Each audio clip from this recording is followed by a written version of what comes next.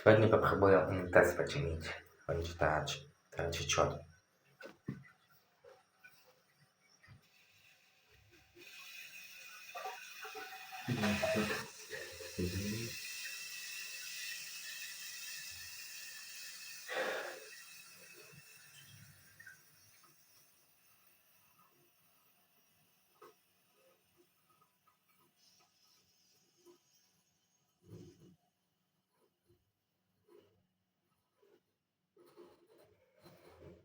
Так, сейчас фонарик принесу.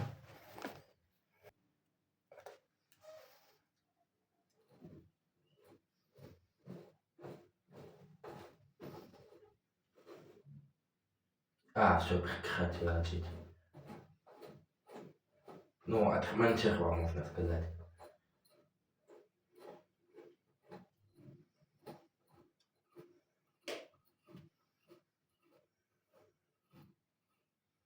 Там просто надо